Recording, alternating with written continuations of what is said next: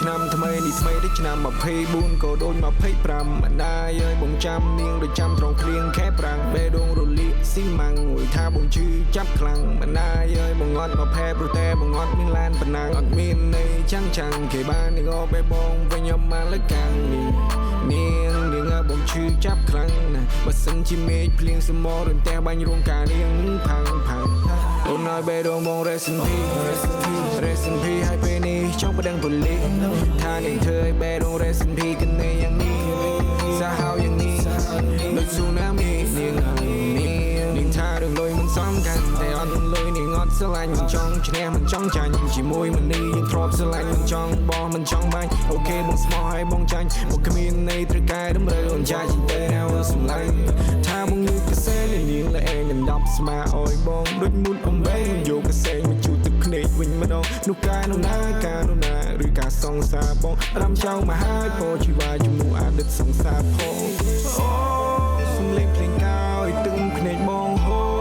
បងយំខ្លាំងប្រណាំងនឹងមេក្រូនាងក្បត់សំដីដែលស្រីនាងធ្លាប់ពោលសន្យាយកបងធ្វើប្តីហើយទៅបីក៏ស្រីបដោថាបងសំណងនាងណា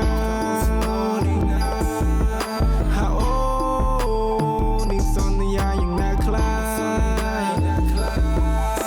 ហាអូថាបងសំណងនាងណាហាអូថ្មីឆ្នាំតែចាំស្នេហ៍ចាឆ្នាំថ្មីនេះថ្មីដូចឆ្នាំ24ក៏ដូច25មិនដាយអើយបងចាំនាងដូចចាំត្រង់ភ្លៀងខែប្រាំងបេះដូងរលាកស៊ីម៉ាំងមួយថាបងជឿចាប់ខ្លាំងមិនដាយអើយបងអត់មកផែព្រោះតែបងអត់មានឡានប៉ុណ្ណាអត់មានន័យចាំងគេបាននឹងអបេះបងវិញខ្ញុំមកលើកាំងនាងបងជឿចាប់ខ្លាំងបើសិនជាមេឃភ្លៀងសមររន្ទះបាញ់រោងការនាងផាំង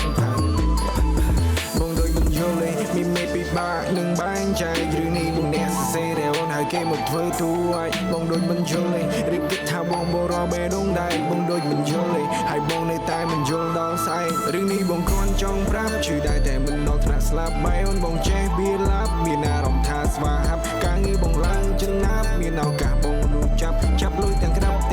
គ្មានពេលមកដេកឈឺចាប់ហាអូថាបងសំណងនាងណា